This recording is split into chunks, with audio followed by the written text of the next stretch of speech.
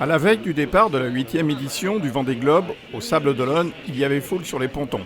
Nous y avons rencontré, pour sa première participation, le Segréen Fabrice Amédéo.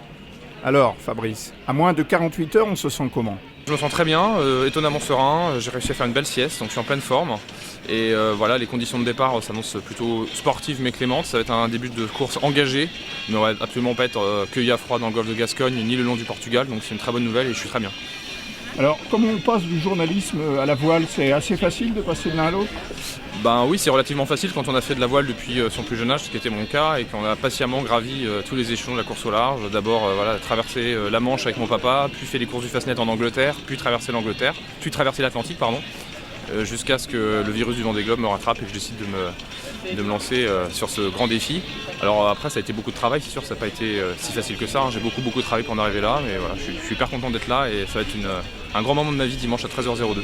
Alors, première participation, qu'est-ce que vous craignez le plus ? Ce que je crains le plus, c'est un peu comme tous les concurrents, c'est la casse. La casse, ça peut être un problème technique qui survient, un truc qu'on n'a pas anticipé et qui me contraindrait à l'abandon.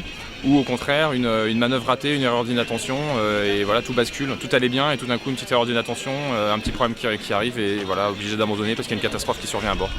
Alors, j'ai regardé votre palmarès, vous êtes quand même dans le top 10 des plus grandes transats ces dernières années, dont une 3e place à la course du chocolat.